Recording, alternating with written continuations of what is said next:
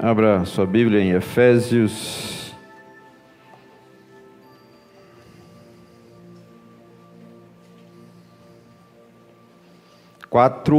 Vamos ler o 25 ao 29.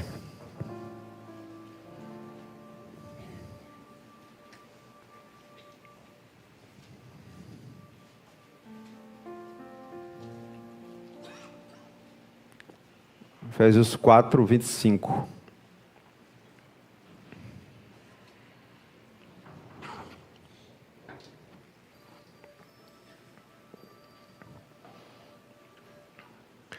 Diz assim o texto sagrado. Fique em pé para a leitura desta palavra.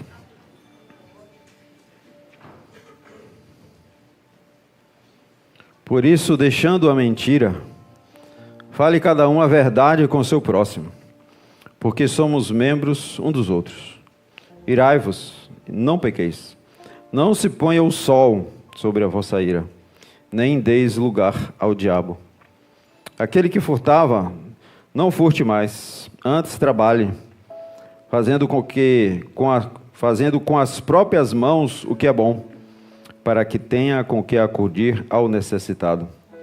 Não saia da vossa boca nenhuma palavra torpe, e sim unicamente a que for boa para edificação, conforme a necessidade, e assim transmita graça aos que ouvem. Santo Deus, amado Pai, diz aqui a Tua palavra, Senhor. O Teu Espírito orientou o apóstolo Paulo para registrar, para a instrução da Tua igreja. Que seja, Deus, alimento novo, que seja alimento sólido, ó Deus, que seja alimento para a nossa alma, para o nosso espírito, que possamos entender e fazer a Tua vontade prevalecer. Em nome de Jesus. Pode sentar.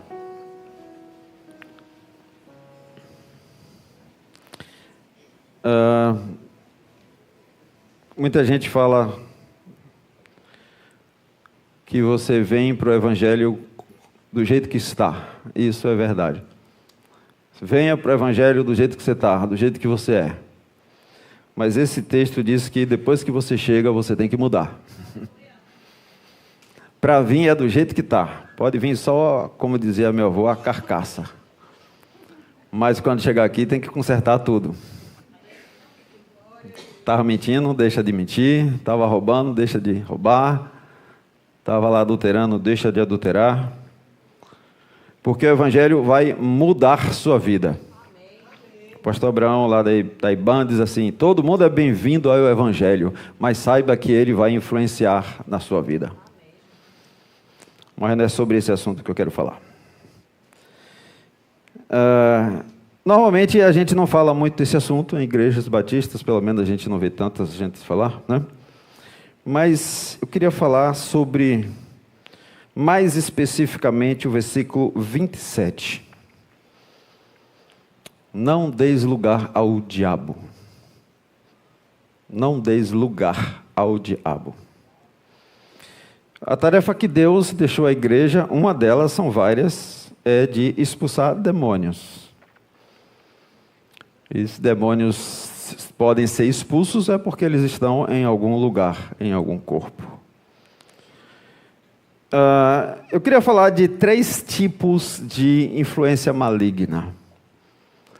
Para quem não é cristão, 1, e para quem é cristão, 2. 2 tipos de influência maligna. Para aqueles que não são cristãos, que não têm o Espírito Santo, esse lugar pode ser de uma posse completa.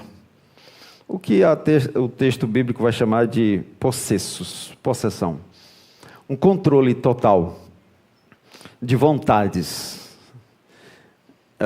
Isso eu creio firmemente que acontece em quem não tem o Espírito Santo de Deus.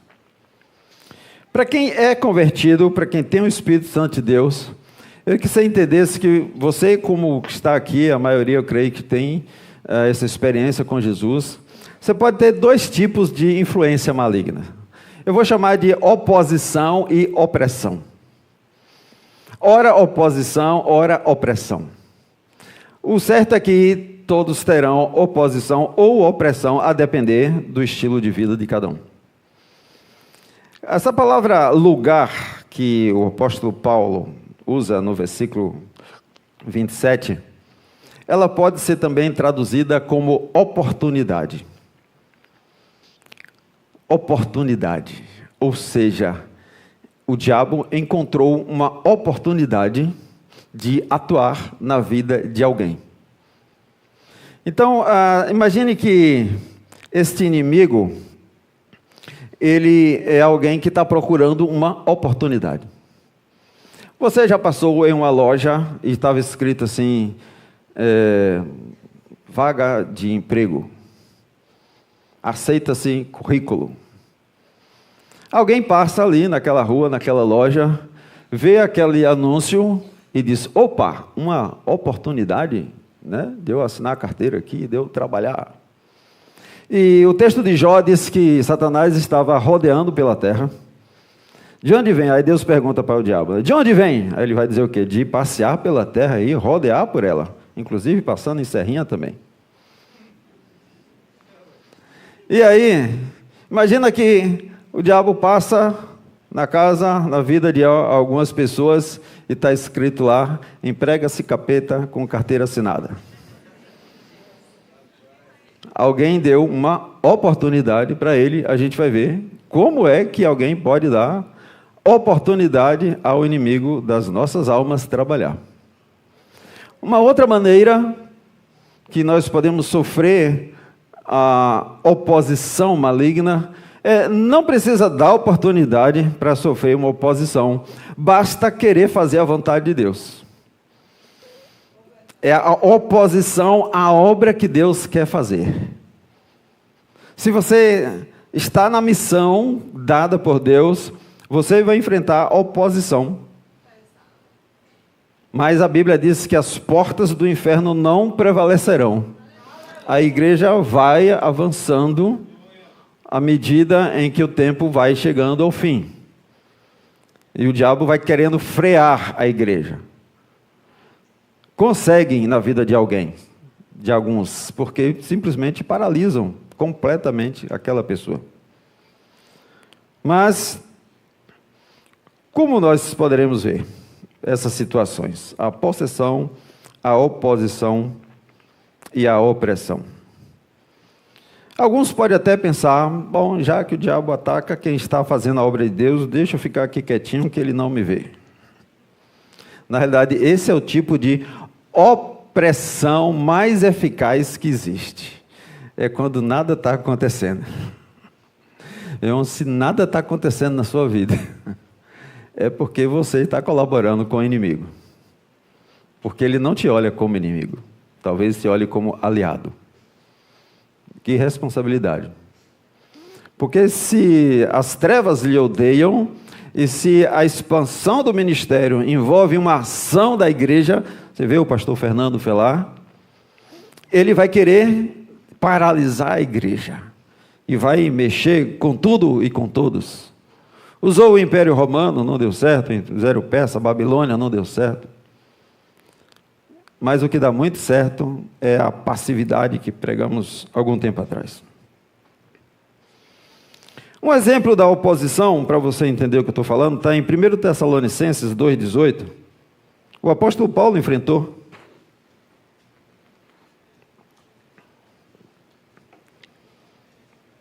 O apóstolo Paulo não tinha problemas de pecado, era um homem de Deus, cheio do Espírito Santo. E ele quis pregar o evangelho em uma área, e o texto fala claramente, por isso quisemos ir até vós, pelo menos eu, Paulo, não somente uma vez, mas duas, contudo, Satanás nos barrou o caminho.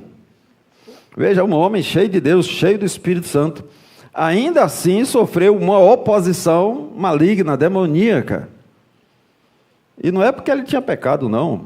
É porque existe um mundo espiritual que quer que a igreja se acomode, fique paralisada, fique como está, que não mude o cenário, que está tudo muito bom, está tudo muito perfeito. Infelizmente, esse não é o principal modo de atuação hoje em dia. Isso são para aqueles que estão ali mais, parece que na frente de batalha, mas isso funciona, o diabo vai usar isso contra qualquer um que se levante. E eu te dizendo que se você não experimentar oposição, você abriu a oportunidade. Então fique com a oposição. Porque se você, que não é contra, é a favor. No mundo espiritual não tem meio termo. Não existe coluna do meio. É água ou vinho. É luz ou trevas. É vida ou morte. Não tem meio termo nesse aspecto. Mas vamos ver agora, talvez é a maior parte da mensagem, como alguém cristão pode oferecer oportunidades ao inimigo das nossas almas. Como alguém pode sofrer essas opressões. E eu espero que você faça uma reflexão de sua própria vida, porque o texto tem que nos desafiar a mudar algo. Versículo 25. Paulo adverte claramente, aquele que mentia, 4:25. Efésios 4:25. Aquele que mentia, não minta mais. A mentira é uma porta aberta para a opressão demoníaca na vida de um cristão. Mesmo cristão, quando mentir, peça perdão, porque aquela mentira que não vai sendo perdoada e nem é corrigida, ela permite que espíritos malignos atuem na vida do indivíduo, porque o texto vai dizer, se você quer o texto, está lá em João 8:44, que a mentira produz uma identificação espiritual com o originário, com a fonte original da mentira. De onde veio a mentira? Lá em João 8:44. Jesus está falando para os fariseus, Vós sois do diabo, que é vosso pai, e quereis satisfazer-lhes os desejos. Ele foi homicida desde o princípio, e jamais se firmou na verdade, porque nele não há verdade. Porque quando ele profere mentira, fala do que é próprio, porque é mentiroso e pai da mentira. Então, se ele é pai da mentira, e o cristão está mentindo, ele tem parentesco. Pode ser filho, Pode ser enteado. Em nome de Jesus. Só eu não mentir. Só eu não mentir. E se mentir, pede perdão. Uma vez, quando eu omiti uma informação de um médico num serviço de trabalho, aquelas entrevistas iniciais, Admissão, exame adicional. E Deus só me deixou sossegado quando eu voltei, marquei a consulta e disse, olha, eu não falei que eu tenho essa doença aqui, SS, tá. Aí tive que fazer os exames tudo de novo. Porque enquanto você não conserta, Deus está falando lá, a porta está aberta, a porta está aberta, a porta está aberta, a porta está aberta, fecha a porta. Ó o ladrão, ó o capeta, não assina a carteira, manda embora. Fecha a porta, irmão. Maneira de você não sofrer opressão, não minta. 26. Outra maneira de dar oportunidade, irai-vos, não pequeis. Retenção de perdão. Essa é muito séria. Este é um assunto que eu falo o tempo todo. Aquele que retém o perdão, e não é o perdão rápido, não se põe ao sol, o judeu vira o dia 6 horas da tarde, a gente vira meia-noite. Então ele está dizendo assim, resolva as suas pendências no mesmo dia. Não deixe uma porta aberta, porque você abre oportunidade, abre lugar, espaço para que os demônios atuem na sua vida. Não com possessão, para quem é cristão, mas com opressão. Então, se houve um atrito, e sempre haverá. Onde tem gente, tem atrito. Dentro da família, no trabalho, escola. Onde tem gente, tem confusão. Na igreja.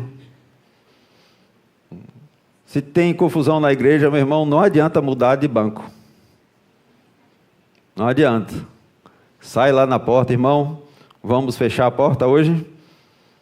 Chega lá no portão, irmão, a porta estava aberta, o capeta está me perturbando, eu tenho que fechar essa porta. Aleluia. Feche mesmo. Não se põe o sol. Eu vi um caso a gente viveu. Na pandemia, me chamaram, a mulher estava endemoniada, e foi naquela pandemia quando estava o negócio do toque de recolher. Não podia ninguém sair, né? E a gente vai lá visitar essa mulher. Aí a Emília disse, se a polícia nos parar aqui, a gente vai dizer que vai expulsar demônio. Quer vir comigo?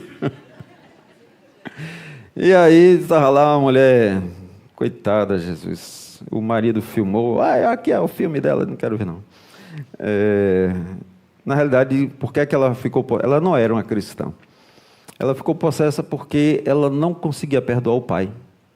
Ela, com 3 anos, viu o pai matar a mãe, deu um tiro, e ela guardou isso. Anos e anos e anos e anos. O demônio só saiu quando ela perdoou o pai. A falta de perdão é uma brecha gigantesca no mundo espiritual. É um lugar, é um emprego para ele. Ele faz o que quer. Jesus fala várias parábolas que os texugos, né, os atormentadores, vão ficar em cima daquele que não perdoa o tempo todo. Versículo 28, mais terceira brecha, terceira oportunidade que se abre para a atuação desses espíritos malignos: roubar, furto. Roubar. Aquele que furtava, não furte mais, feche a porta do furto. Irmão, não é furtar apenas botando um revólver. Você furta tantas coisas, né? Furta no tempo, furta naquilo que deveria colocar. Tinha um supermercado aqui que vendia 1 quilo por 900 gramas. Eu vendia às vezes açúcar, e fui comprar açúcar em saco de 50 quilos, para vender, que eu tinha uma torrefação, e quando eu cheguei, que eu pesei o saco, só dava 45. Aí eu voltei, disse, olha, o açúcar está errado, o saco está escrito 50. E o dono da usina lá em feira, não, é assim mesmo, você lá que diminui. Você que transforma lá em 50. Eu digo, como assim? Não, você não bota 1 quilo. Sabe, era o furto hereditário, passando de um para outro. Eu queria ver quando chegasse lá no café, eu tenho que falar para o café, não, eu agora também não vou botar 3 colheres, vou botar 2,5. Você que se vire para ficar doce. Então, irmãos, às vezes são furtos pequenos, funcionários que... olha, avisa aí que eu estou doente. Teve uma vez uma abençoada de uma irmã, a gente tinha uma programação aqui, e ela disse, pastor, eu vou arranjar um atestado e vou participar desse negócio. Eu digo, mas você vai adoecer no dia? Não, deixa comigo. Eu digo, meu Deus do céu. Tem umas coisas assim que a gente acha que nunca vai ouvir na igreja, e a pessoa não está percebendo que ela está abrindo porta para demônios. Depois, por que isso aconteceu comigo? Olha, ler a Bíblia. Interessante que 2 apóstolos tiveram problemas com demônios, fazendo discipulado. Aí, Jamília, você faz discipulado com um cara de gente, né? Jesus, o mestre, fazendo discipulado, 3 anos, e 2 apóstolos tiveram problema com o demônio, Judas e Pedro. Caminhando com Jesus. E já estavam, inclusive, batizados. E tiveram problema com demônios.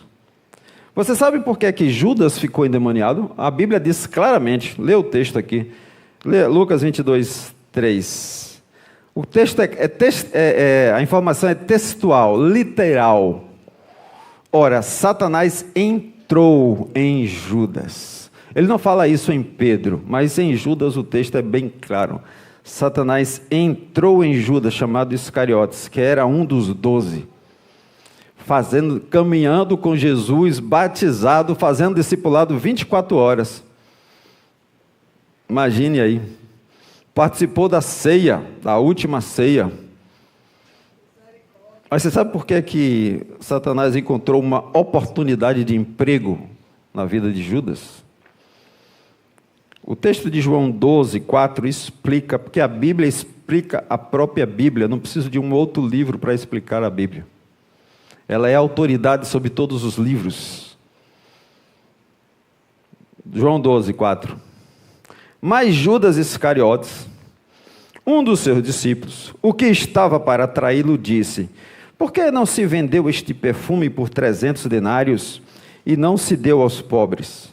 Isto, disse ele, não porque tivesse cuidado dos pobres, mas porque era ladrão, e tendo a bolsa, tirava o que nela se lançava. Judas estava roubando Jesus. Era o tesoureiro roubando o mestre. Ele não tinha... Quando as pessoas perdem um temor a Deus, tudo é possível. Tudo é possível. O interessante é que, olha que coisa perigosa, aquelas ofertas, os dízimos que eram entregados a Jesus, ao ministério de Jesus, estava sendo desviado para um fim pessoal de Judas, para o seu benefício pessoal. Meu irmão, cuidado com ofertas que eram para Deus e estão sendo usadas para fins pessoais. Cuidado com dízimos que eram do Senhor e estão sendo usados para fins pessoais. Abre uma porteira gigantesca. E abre nas suas finanças, e é o que é pior. Então, a Bíblia é livro de instrução e proteção para você mesmo. Então, o diabo entrou em Judas porque encontrou nele, o diabo ficou olhando dos 12. Quem é que eu vou escolher? Ele escolheu primeiro Pedro. Não deu muito certo. A gente vai ver Pedro depois, mais adiante. Versículo 29, uma outra maneira do diabo encontrar oportunidade na vida de alguém, de um cristão, palavras que saem da nossa boca. Não saia da vossa boca nenhuma palavra torpe. Torpe significa palavra que gera dano. Significa palavra que gera apodrecimento. É uma palavra que amaldiçoa. Essas palavras contaminam, porque Jesus fala que o que sai da boca é o que contamina o homem.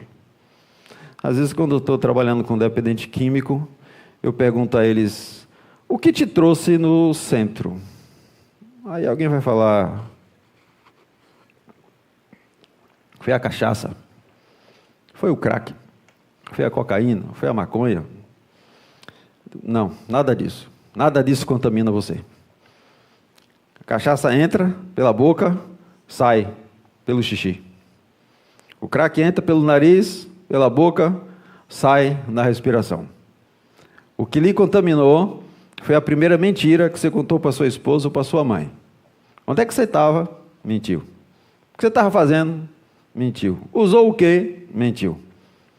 Essas palavras torpes, associado com a mentira, contaminam, e por isso que você está aqui. Então começa a mudar o seu vocabulário. Tem palavras que são ditas, inclusive pelos pais, muitos aqui já sabem disso, que geram opressão e oposição aos filhos. Uma expressão muito comum no nosso meio: menino danado, deixa de danação. Muita gente anda aí sem saber exatamente o significado. Ficou um significado meio popular, coloquial, mas tem um conteúdo dentro dessa palavra. Essa palavra danado, originalmente, significa condenado, rejeitado. E mais adiante tomou uma conotação ainda pior, que significa destinado ao inferno. Uma palavra torpe, uma palavra que apodrece aquele que recebe. Então apodrece quem sai e apodrece quem recebe esse tipo de palavra de condenação. Eu nunca vou esquecer um culto aqui do vencedor. O culto do vencedor é quando o aluno termina 9 meses no centro de recuperação, a gente faz um culto aqui. E o primeiro aluno que fez isso há 8 anos atrás, provavelmente, ele estava aqui e ele tinha sérios problemas com a mãe, e ele falou assim, estava aqui do meu lado. Ele disse que a última palavra que eu escutei de minha mãe quando eu saí de casa foi que os urubus comam sua carne. A própria mãe dele, né, apodreceu a vida dele, coitado. E ele não conseguiu se recuperar. A última vez que eu soube, ele estava preso. Me mandaram um vídeo dele, o policial pisando assim nele, porque tinha roubado um celular. Então são brechas, oportunidades malignas que são lançadas.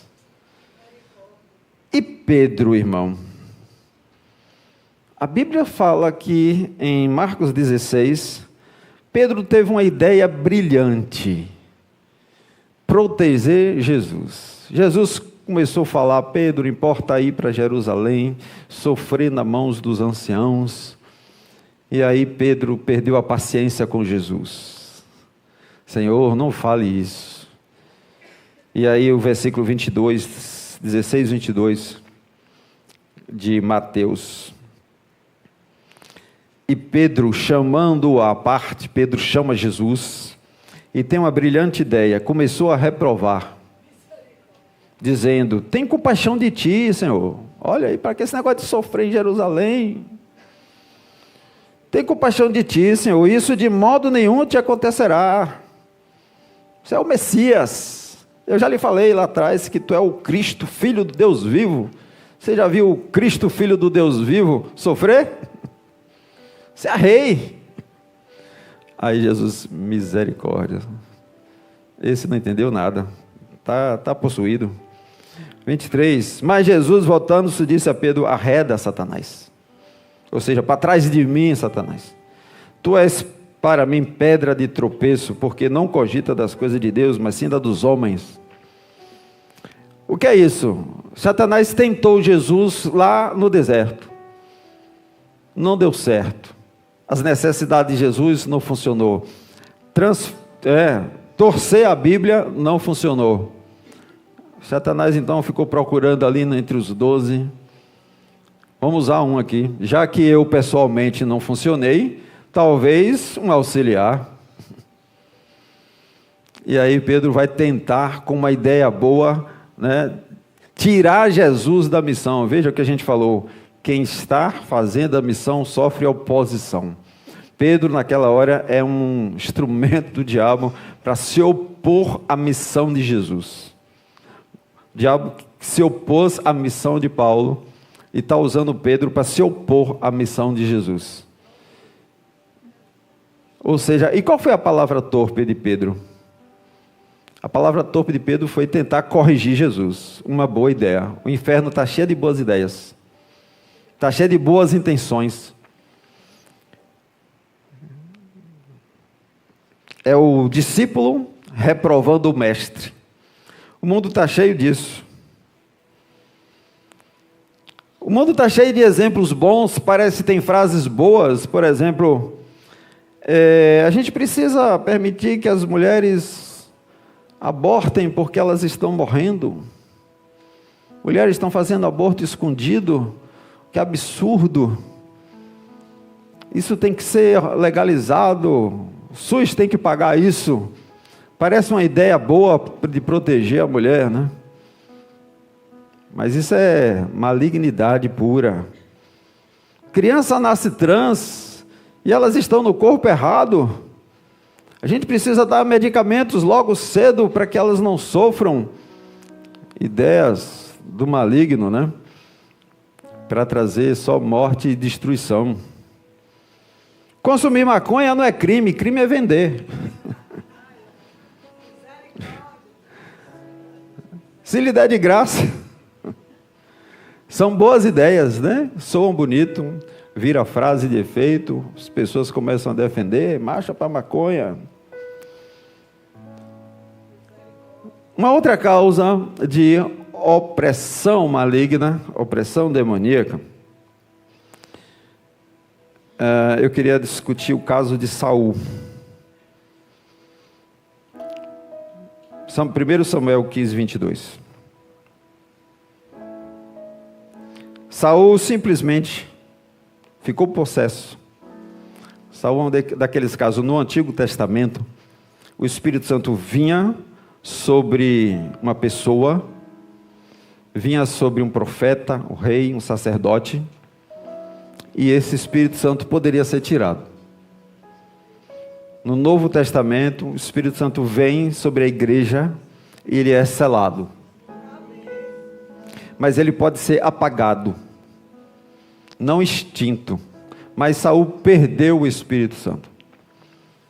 E por que Saul perdeu o Espírito Santo?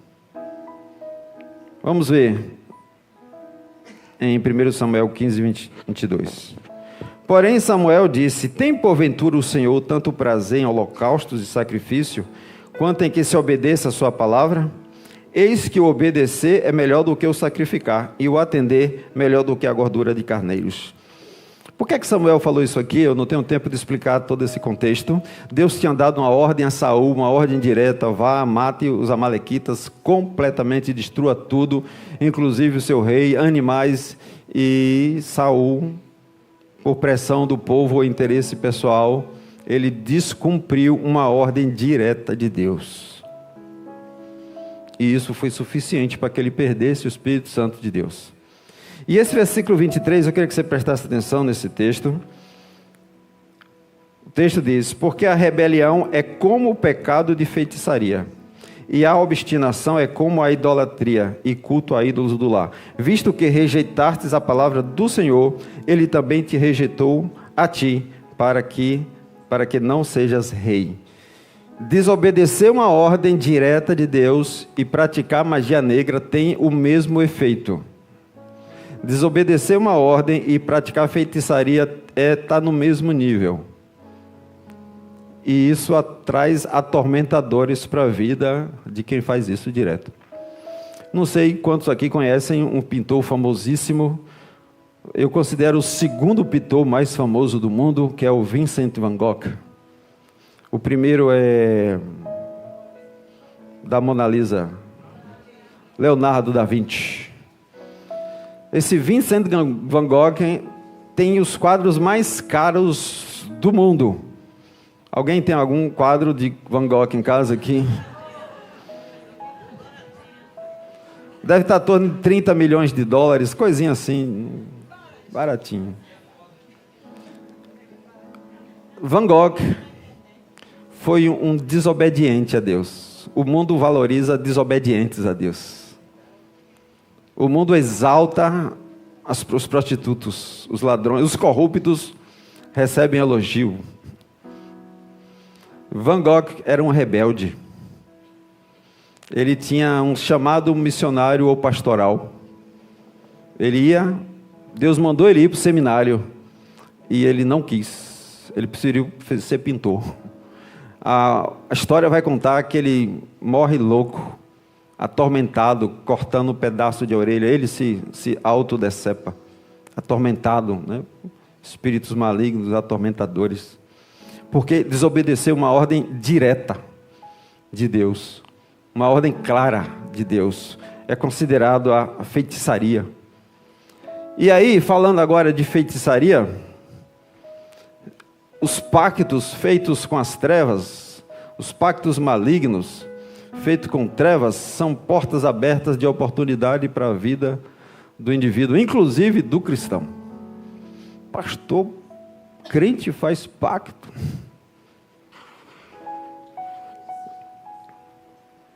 Olha, às vezes sem saber. Ô irmão, você me dá uma carona? Eu estou ali indo para uma cigana ler uma mão. Você me dá uma carona? Eu estou indo para lá. Já fez um pacto. Você concordou com o pacto. Não fez diretamente, fez indiretamente. Você participou. Está no pacote. Você concordou. Aí você vê numa novela, tem lá uma mulher querendo fazer um encantamento para conquistar alguma coisa.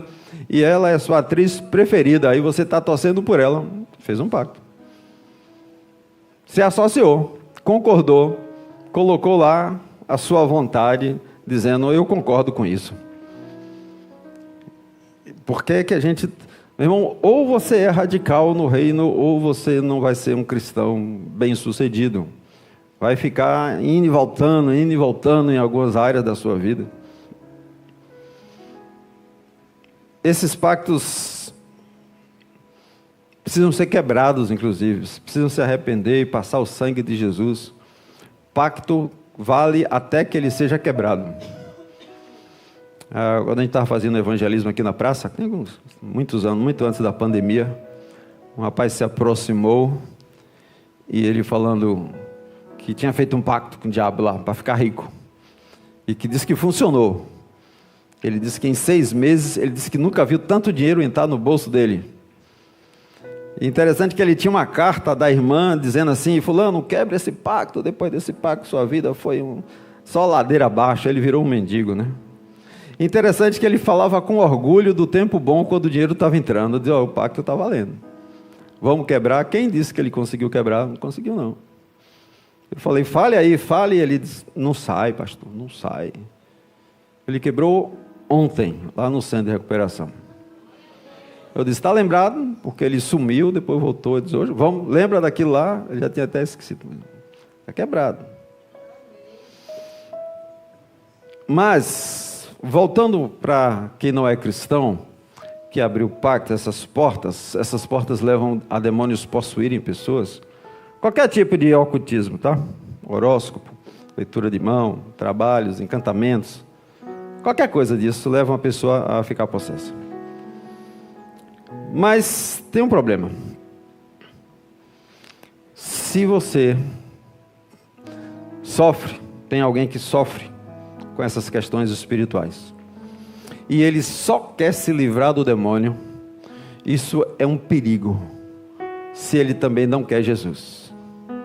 Esse texto de Mateus 12, 43, ele é muito claro, que às vezes no afã da igreja, querer ajudar, acaba prejudicando, porque Jesus faz uma advertência bem grande, para quem só quer a igreja para expulsar demônio, mas não quer assumir compromisso com Jesus. Não quer fazer um pacto com Ele, uma aliança com Ele. Entregar a vida, dizer a partir de hoje, quem manda agora aqui é o Espírito Santo de Deus. Agora minha vida é baseada na palavra de Deus. Olha o que o texto vai falar. Quando o espírito imundo sai do homem, anda por lugares áridos, procurando repouso, porém não encontra. Por isso diz, voltarei para minha casa de onde saí, e tendo voltado, a encontra vazia, varrida e ornamentada. Então vai e leva consigo outros 7 espíritos piores do que ele, e entrando, habitam ali, e o último estado daquele homem torna-se pior do que o primeiro. Assim também acontecerá a esta geração perversa. Ou seja, não tem nada pior que não possa piorar. Se um capeta só já atormenta uma pessoa, imagine 8, né? 1 mais 7. Porque se não tiver o Espírito Santo, se não preencher esta casa que está limpa, varrida e ornamentada, com o Espírito Santo de Deus, com a palavra de Deus, é somente mais um que vai ficar pior do que o estado anterior. Interessante que a primeira situação que eu vivi com demônio, com gente endemoniada, depois que terminou lá o processo de limpeza, esse texto me veio à mente assim, muito fortemente, e eu li 7 vezes para a pessoa. Eu digo, você está liberto, mas você precisa agora receber Jesus. Você precisa fazer uma aliança com Ele, você precisa ser dele. E ele concordou. Tudo bem, começou, deu os primeiros passos, depois ele precisou mudar de cidade. Perdi o contato. Mas em pouco tempo que ele saiu do convívio, do discipulado, da igreja, da comunhão, ele era casado, engravidou uma jovem de 14 anos. Em 2 meses. Foi o suficiente para ele engravidar uma menina, perder o emprego, divorciar. O último estado foi pior do que o primeiro, porque agora ele vai ter uma consequência para administrar agora aí o resto da vida. Então, é necessário encher-se do Espírito Santo de Deus. E como fazer, pastor, para não ter nenhuma brecha de oportunidade? Fica apenas com a oposição. Essa você não vai se livrar. Se você quer ser cristão, você não vai se livrar da oposição. A oposição, ela é boa. Paulo passou, Jesus passou. Então, se você está na guerra, você vai ter oposição. É ter uma vida radical. Não tem jeito, meu irmão, tem que ter uma vida radical com Jesus. Tem que deixar a meninice, tem que deixar a criancice, o mimimi. Está mentindo, deixa de mentir. Está roubando, deixa de roubar. Não perdoou, perdoa. Está com a boca suja, passa que boa, limpa, que boa espiritual. Tem que ter uma vida de santidade. Vida de santidade é quem fecha todas as brechas. Vida íntegra. Seja íntegro. Chame a atenção de Jesus. Jó chamou a atenção, viste lá meu servo Jó, homem íntegro, justo, que se afasta do mal. Vida íntegra é a chave do escudo que Deus nos deu, para ter autoridade espiritual. Então, possessão não é para você que tem Jesus. A opressão tem que fechar algumas brechas. Fique só com a oposição, porque isso é agradável a Deus, essa oposição. Porque você vencerá, mesmo que em algumas batalhas Paulo não conseguiu ir, mas foi em outro lugar. E Deus usa a oposição dentro do propósito dele. Que Deus nos dê uma vida única para viver. E uma vida de liberdade. Deus não quer seus filhos presos. Deus quer seus filhos livres, com uma vida abundante, com o jugo suave de Jesus, porque o jugo do inferno é pesado. Que Deus nos dê entendimento desta palavra. Vamos louvar a Deus.